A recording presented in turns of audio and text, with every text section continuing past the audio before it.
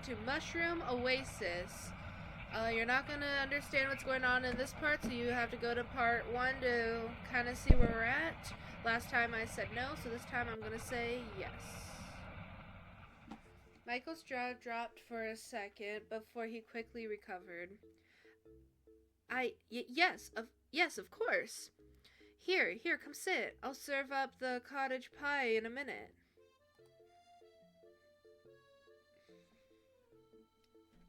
I sat as instructed, my stomach grumbling something fierce as the smell was the only thing I could focus on. Yes, this was definitely the right choice. What was so important that you had to leave so soon? The outside world can wait. You could stay here and enjoy my company. Oh, actually, I should ask, are you okay with meat for dinner? I can make something else for you if that's not your preference. I'm gonna save real quick. Alright, return. I'm okay with meat. Okay, you'll be having the same dinner as me then. Michael pattered about the small kitchen with an almost giddy excitement. He put on a pair of knitted oven mitts, humming as he stooped down, and pulled out a steaming tray of pie from the wood stove. The smell, it filled the kitchen in an instant as he brought it to the table, my stomach rumbling louder in response. I'm pretty sure Michael could hear it, but he just smiled as he served up our portions. He discreetly cut me a bigger piece, which I was grateful for.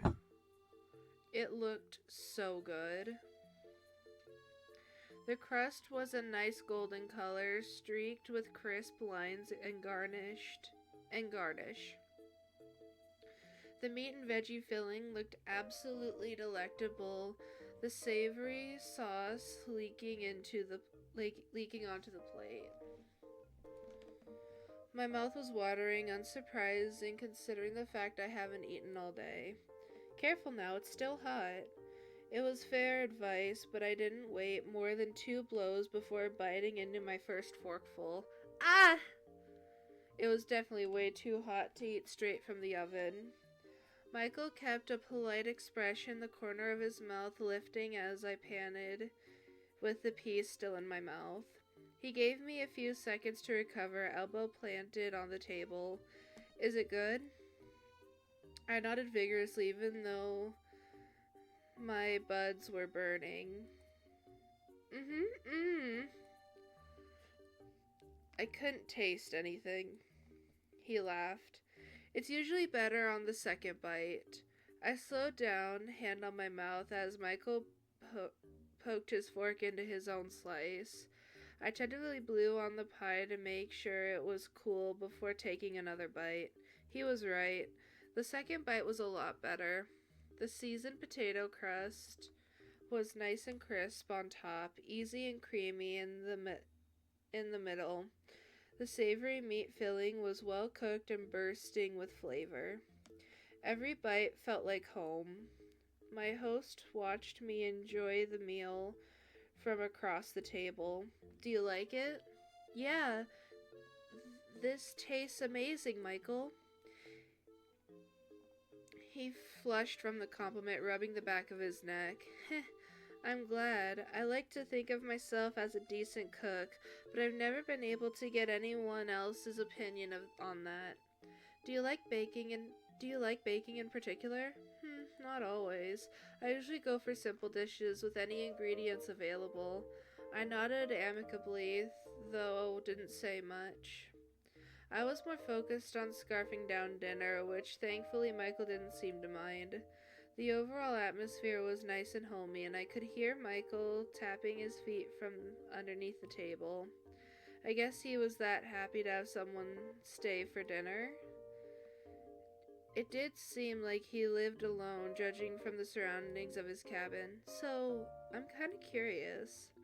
He perked up instantly, his focus solely on me. What made you want to live all the way out here?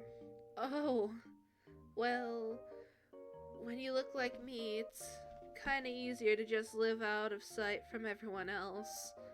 A pang of guilt shot through my chest. I was giving him a hard time about how he looked, too. He must have sensed it clear as day on my face. Not that you're one of them. You've actually been nicer than most. Though, I wonder if... His smile turned strained. Never mind. My point is, it's better here than anywhere else. Why don't you try the tea, Firefly? He seemed uncomfortable now, easing into a different topic. It's probably best to follow along. Oh, sure.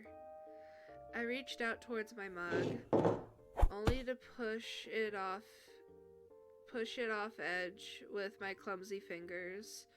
Wait! I bent over the side to grab it, fully expecting it to fall just out of reach and land on the floor into broken pieces.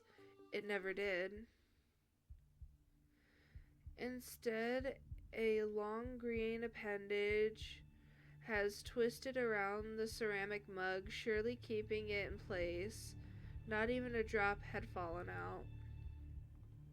My eyes trailed along the length of it until I pinpointed that it came from behind Michael, the rest of it partially hidden beneath his cardigan. Michael? Is that yours? I... Michael buried his face in his hands, the strange appendage from before lowering to his side, mug in tow. I'm sorry, Arya. I think it's time I was honest. Oh, buddy. He lifted his head, fingers carding his hair back to reveal his eyes. I froze as multiple pairs of irises stared right into mine before darting to the side and avoiding my gaze. I know it's a lot to take in, but this is who I really am. Please, don't be scared. Save.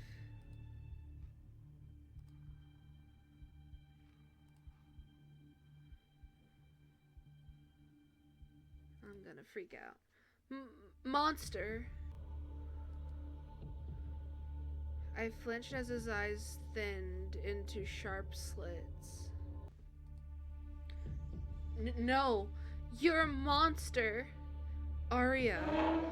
I kicked back against the chair, letting it clatter to the ground as I scrambled to the living room. He was a freak. How did I ever let him get close to me? I had to escape now. I ran to the door furthest into the room, hoping it was the exit, rattling the doorknob desperately. It was locked shut. Arya, please. I abandoned the front door and ran to the window by the bed, my fingernails scraping against the sill. It was sealed tight, the lock barely budging as I tried to twist it with my fingers. Heavy boots slowly came closer behind me. I spun around to see him by the edge of the doorway, hands up in a careful stance. Arya, calm down. I'm begging you, just let me explain. So stay away from me. His eyes landed on the basket on the bedside table, the needles glinting against the firelight.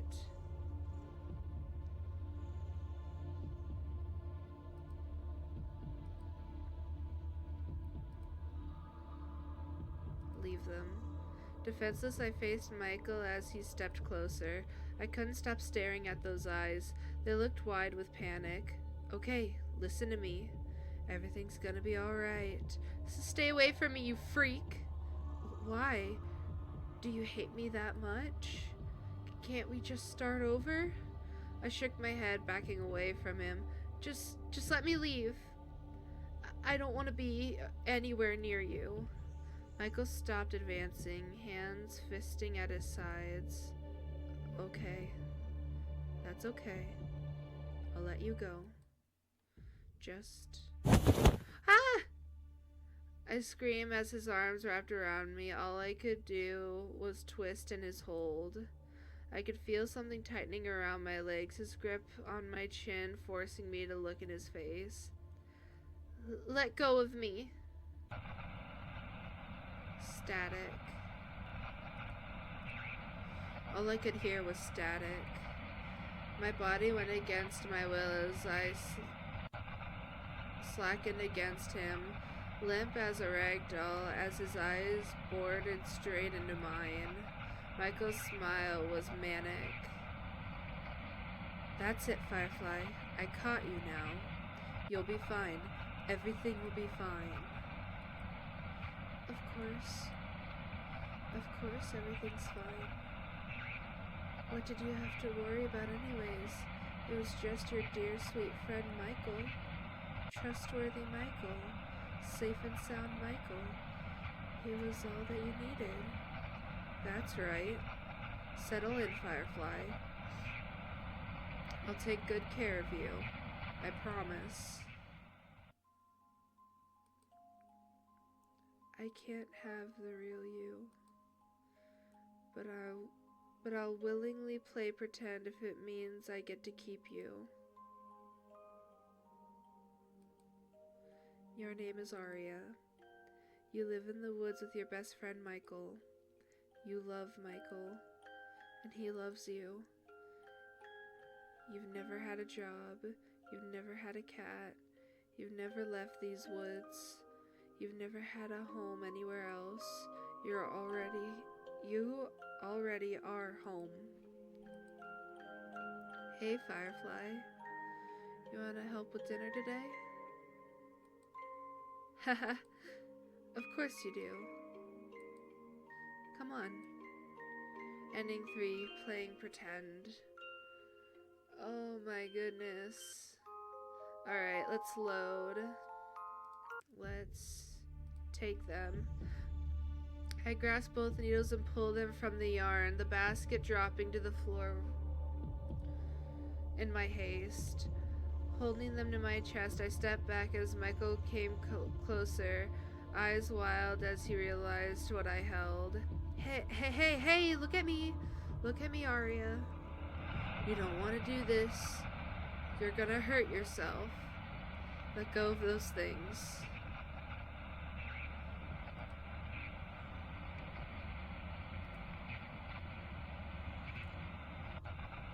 Listen.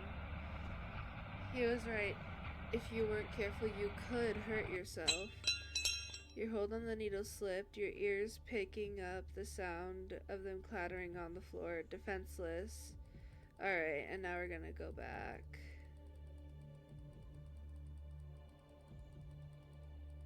Alright, I'm going to... It's fine, I'll just do this again.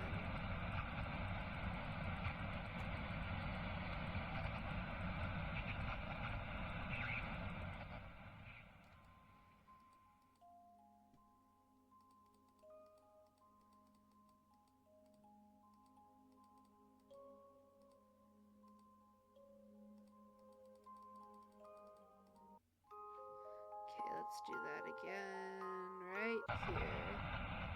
Attack. Aiming blindly, I lunged forward. He probably wasn't expecting it because he hardly moved as I stabbed them straight through his chest. A choked sound made past his lips before he collapsed, his disgusting pair of eyes dazed, searching the room for me. Aria, I can't see you. I backed away, my breath lodged in my throat. That's okay. I know you. You can hear me. This hurts too much. He's wheezing out a pained laugh. You know, I was so alone. When you came along, I was so happy. Just to talk to someone, to have dinner with someone. You even liked my cooking.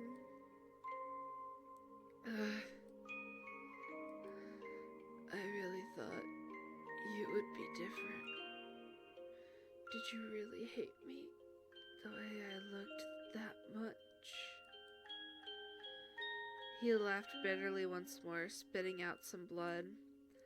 Why do I keep lying to myself?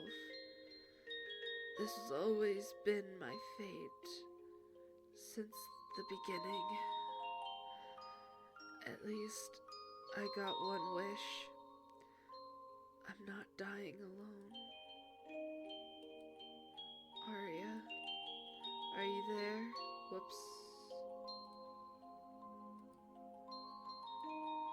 Please, I'm getting cold. Tell me you're there. I didn't realize I had tears streaming down my face. He sounded so pathetic. I stared down at my hands, the hands that hurt Michael. Had I made a mistake? A sputtered cough snapped my attention back to him. I think this is goodbye, Arya. It was nice to meet you. He cast one last breath, the sound of rattling across the empty cabin as his eyes glassed over completely. I sunk to my knees, hands still shaking. What have I done?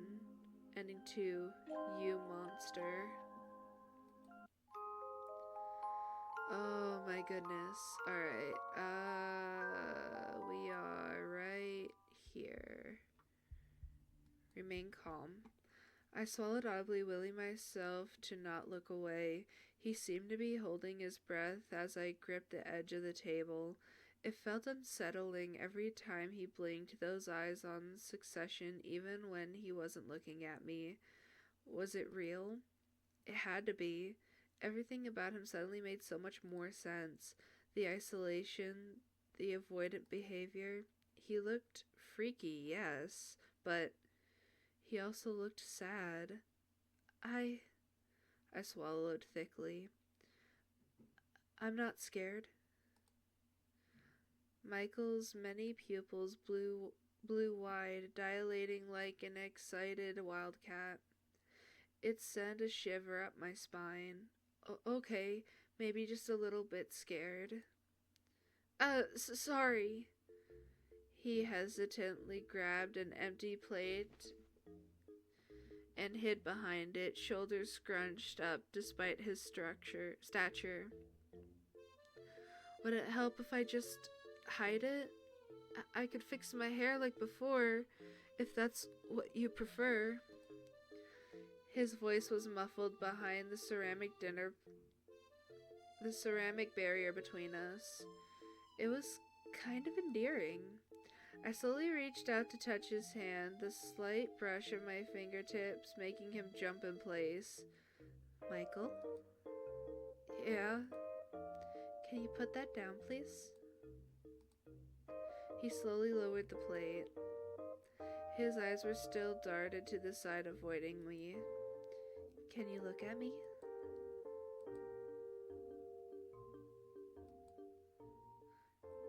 Don't look at me like that.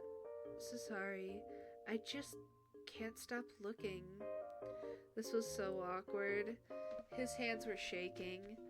I looked down at the mug still floating next to him, hanging on for dear life. I reached over and plucked it straight out of his grasp. I tentatively took a sip, noticing how Michael was watching me over the rim of the mug. The taste was mildly spicy with an almost earthy bite to it. I recognized it instantly as ginger tea. It's almost room temperature, but it's still pretty good. Huh? You wanted me to try the tea, right? I like it, so thank you. Oh, I'm glad. Michael relaxed back into his seat, following my lead as I picked up my fork once more. The silence didn't last long as Michael fidgeted. Are you really okay with this? With me? I gave him a once over, really taking in his features. It's very different than what I'm used to, but I think I can learn to like it. Is that weird to say? I mean, you're not bad to look at. It's actually kind of, dang it, dang it, dang it. What do I say? Save.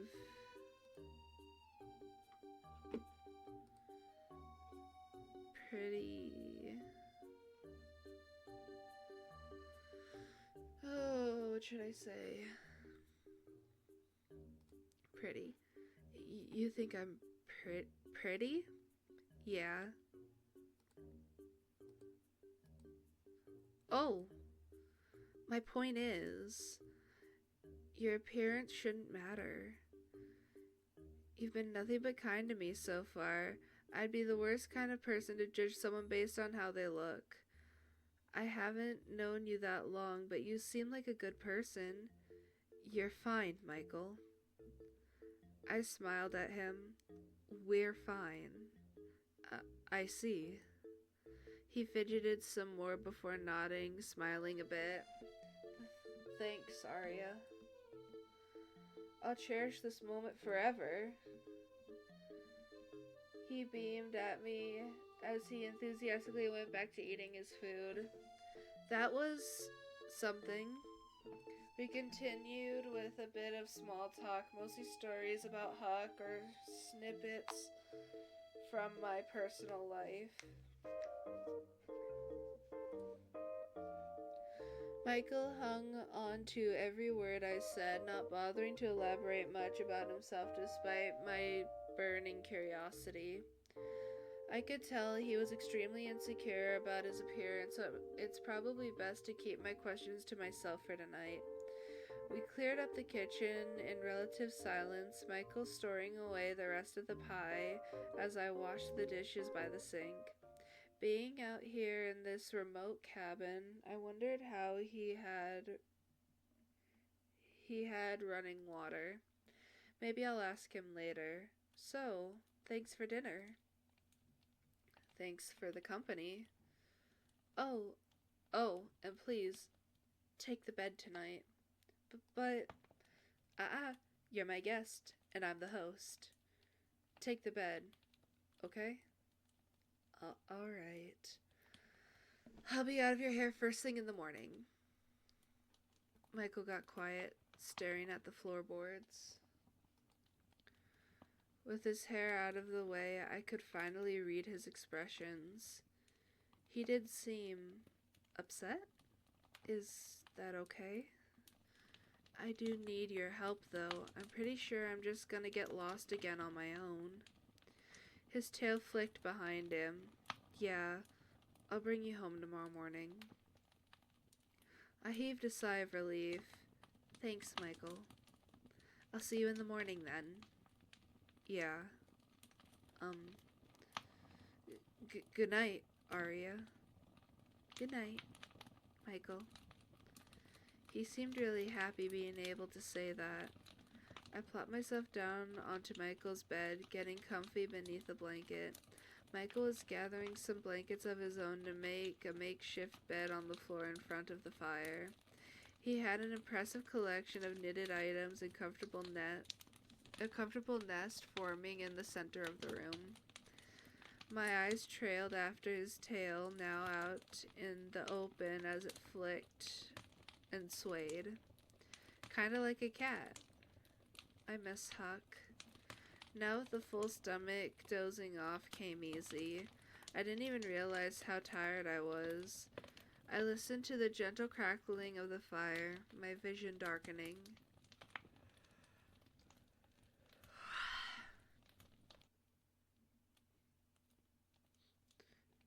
Good night, Arya.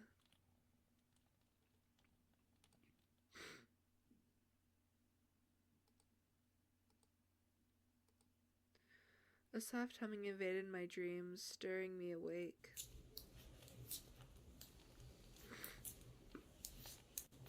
I blinked my eyes open to unfamiliar surroundings, swallowed in a blanket that clearly wasn't mine. Where? Oh. I spotted the familiar figure of my host seated on a stool in front of the fire, hands deftly working on the green scarf bundled in his lap. His back was towards me, but I caught glimpses of his fingers as a needle softly clicked between the yarn. He looked increasingly adept at using them, the rhythmic movements almost hypnotic as the fibers wound together into an intricate pattern. I slowly stirred into a sitting position, rubbing at my eyes. The movement quickly caught his attention, ear flicking in my direction before his eyes trained onto me. Just like last night, his pupils blew up as we made eye contact. His expression lit up at the instant he saw me. Arya, hey, I'm glad you're finally awake. You looked so tired. I didn't want to disturb you until you've gotten enough rest. Good morning, Michael. Good morning, Arya. Did you sleep well? I was still too groggy to answer his question, a yawn slipping out as I stretched. He smiled kindly, a soft chuckle around his breath. Like a baby, then. He pointed over his shoulder to the door beside the fireplace, tilting his head towards it. You can freshen up in the bathroom if you'd like. While I start on making us some food. I'd have eaten breakfast by now, but I'd want you to join me while the food is still hot. How do eggs and toast sound? Save. Oh, Michael is just so cute and sweet, but I am gonna have to end this episode here. I hope you guys will stick around and come back for part 3. There it is. Have a good one, y'all. Be lovely to each other. Bye.